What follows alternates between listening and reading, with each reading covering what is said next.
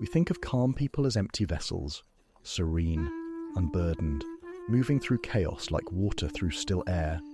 But what if we've been reading the signs wrong? What if that stillness isn't emptiness at all, but something far more complex? What if calm people aren't calm because they feel less, but because they've learned to compress more weight into smaller spaces? The architecture of human composure isn't built from absence, it's built from density. And that changes everything about how we understand the people who never seem to break. Think about materials under stress. Some shatter immediately when pressure builds. Glass, ceramic, brittle things that give way in sharp, sudden breaks. But other materials compress. Steel, dense woods. They absorb the same force, but instead of breaking apart, they become more concentrated, more solid. The pressure doesn't destroy them. It makes them stronger in ways you can't see from the outside. Human nervous systems work the same way. Most people process stress through what we might call emotional scatter. The pressure hits, and it radiates outward immediately. Heart rate spikes, breathing quickens. The internal alarm system floods the body with signals that demand immediate action or immediate escape. But some nervous systems have learned a different response pattern. When stress arrives, instead of scattering the energy outward, they compress it inward. The amygdala, that ancient alarm center in the brain, still registers the threat. But in these individuals, it's learned to sound a quieter alarm, a slower alarm. This isn't numbness. It's not emotional deadening. It's architectural. Picture standing on a subway platform late at night. The trains have stopped running, but you can still hear the faint echo of your footsteps bouncing off the curved walls. That echo tells you something about the space around you, how much room there is, how sound moves through emptiness.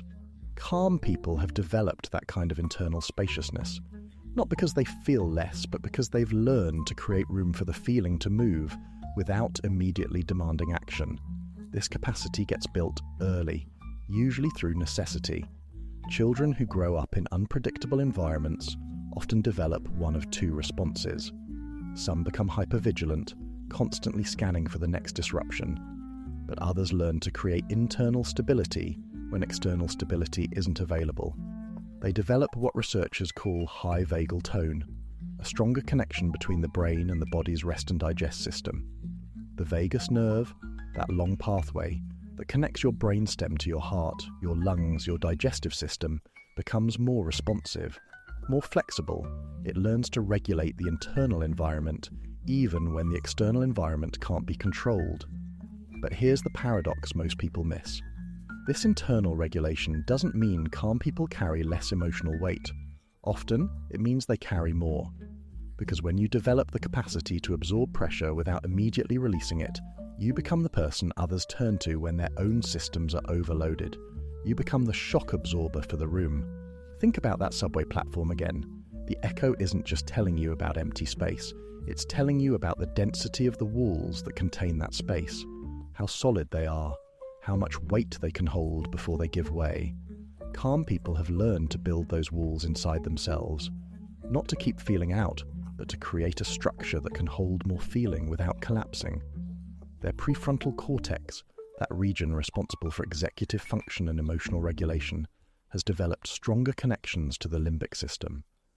The emotional centers of the brain still fire, but the regulatory centers have learned to modulate that firing more effectively. This is why calm people often seem to process information more slowly in crisis moments, not because they're less intelligent or less aware, but because their systems are designed for compression rather than immediate release. The pressure builds, but instead of shattering outward, it gets absorbed into the internal architecture, held, processed, integrated. From the outside, this looks like emptiness, like an absence of reaction, but from the inside, it's the opposite. It's concentrated intensity, held in a structure strong enough to contain it without breaking. The question isn't why some people stay calm under pressure. The question is how some people learn to build internal spaces dense enough to hold the weight of the world without letting it show. Look at a window at night from inside a lit room. You see two worlds at once, your own reflection, sharp and clear against the glass, and beyond it, the dim shapes of the world outside muted by the barrier between them. This is what it's like to observe calm people. We see the surface reflection, the composed exterior, and we mistake it for the whole picture. But behind that glass, there's an entire landscape of concentrated feeling that most people never glimpse. Emotional density works differently than emotional scatter. When most people experience intense feelings, those feelings radiate outward immediately.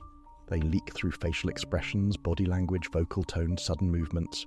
The internal pressure finds immediate external release. But calm people have learned to compress those same feelings into smaller, more concentrated spaces. The emotion doesn't disappear. It gets distilled, intensified, held in a kind of suspended solution that doesn't demand immediate expression. This is where the prefrontal cortex becomes crucial, though not in the way most people think. It's not acting as an emotional suppressor, shutting down feeling before it can emerge. Instead, it's acting as a kind of emotional conductor, orchestrating how feelings move through the internal landscape. When overwhelming input arrives, instead of allowing it to flood every available channel, the prefrontal regions help route that energy through more concentrated pathways. The feeling gets processed, but it gets processed through compression rather than expansion. Think about the difference between a river during flood season and that same river flowing through a narrow canyon. The same volume of water, but in the canyon it moves with concentrated force rather than scattered overflow. This is why calm people are so often misread as cold or disconnected. From the outside, we expect emotional intensity to look like emotional display. We expect internal pressure to create external evidence. When it doesn't, we assume there's no pressure at all. But walk through an empty office building late at night and listen carefully. You'll hear the constant, quiet hum of fluorescent lights, that steady buzz that's always there but gets drowned out during the day by voices and footsteps and ringing phones. The electricity is still flowing. The intensity is still present. It's just operating at a frequency most people don't notice. Calm people carry that same kind of background intensity, a constant, quiet processing of emotional information that never fully stops. Their nervous systems have learned to handle overload through concentration rather than dispersion. When chaos erupts around them, instead of adding their own emotional frequency to the noise, they absorb some of that scattered energy and compress it into their internal processing system. They become emotional shock absorbers, taking in the overflow that others can't contain. This is exhausting in ways that aren't immediately visible, because while scattered emotion burns hot and fast, compressed emotion burns slow and steady. It requires constant internal maintenance, constant regulation. The prefrontal cortex working overtime to maintain the structural integrity of the internal container. And here's what makes it particularly isolating. This process looks like nothing from the outside. The more effectively someone manages emotional density, the more invisible their effort becomes. People see the calm exterior and assume it comes naturally, effortlessly. They don't see the late-night fluorescent hum of constant internal processing. The way compressed emotion requires continuous attention to prevent it from building beyond the container's capacity. The careful calibration needed to absorb others' emotional overflow without losing structural integrity. This is why calm people often report feeling misunderstood, not because they're more complex than others, but because their complexity operates through concentration rather than expression. Their depth gets mistaken for shallowness. Their strength gets mistaken for absence. The window reflection at night doesn't show you less than what's really there. It shows you a different kind of density. Two worlds existing in the same space, separated by something as thin as glass, but as significant as the difference between inner and outer reality. There's a reason calm people often end up in the center of every crisis. Not because they seek out chaos, but because chaos seeks out stability. When someone's world is falling apart, they instinctively move toward the person who seems unshakable. This creates a peculiar form of emotional labor that most people never recognize. Calm people don't just manage their own internal density. They become the gravitational center for everyone else's scattered emotions. Think about what happens in a room when someone starts to panic. The energy becomes contagious. Heart rates synchronize. Breathing patterns match. The nervous system's mirror neurons start firing in response to the distress signals around them. But calm people have learned to break that contagion cycle. Instead of matching the chaotic frequency, they maintain their own steady rhythm. This doesn't just prevent them from adding to the chaos. It actually helps regulate the entire room. Their nervous systems become tuning forks, providing a stable frequency that others can unconsciously calibrate against. But this means they're constantly absorbing the emotional overflow that others can't process, taking in anxiety, anger, grief, panic, and compressing it into their internal architecture. It's like being a shock absorber that never gets to rest. Listen to a large building late at night. That low, mechanical hum that seems to come from everywhere and nowhere. The HVAC systems working constantly to maintain equilibrium, circulating air, regulating temperature, filtering out what doesn't belong. The building stays comfortable, but the machinery never stops working. Calm people carry that same background processing load. Their internal systems are constantly working to maintain emotional equilibrium, not just for themselves, but for the spaces they occupy. And here's what makes it particularly exhausting.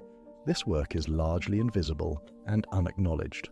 When someone successfully prevents a room from spiraling into chaos, there's no evidence of the crisis that didn't happen. No recognition of the emotional weight that got absorbed and processed rather than scattered. People see the calm exterior and assume it comes without cost. They don't see the internal machinery working overtime. The careful attention required to compress and contain not just their own emotional density, but the overflow from everyone around them. This creates a profound kind of loneliness. Not the loneliness of being alone, but the loneliness of being fundamentally misunderstood, of carrying weight that others can't see and therefore can't acknowledge. The density that makes them valuable to others also becomes a barrier to genuine connection. Because when people consistently experience you as the stable one, the unshakable one, they stop seeing you as someone who might need stability in return. The same compression that allows them to absorb others' chaos also means their own needs get compressed into smaller and smaller spaces, until sometimes they become so dense, so concentrated, that they're nearly invisible even to themselves. So we return to that original misreading. The assumption that stillness equals emptiness, that calm means absence. But density and emptiness are opposites. The calmest people aren't carrying less emotional weight. They're carrying more, compressed into structures strong enough to hold it without breaking. Maybe the next time you encounter someone who seems unshakable, you'll recognize what you're really seeing. Not emptiness, but concentration. Not absence, but architecture. And if you're someone who others describe as calm, maybe you'll finally understand why it feels so heavy sometimes. Maybe you aren't calm because you feel less, but because you feel too much all at once.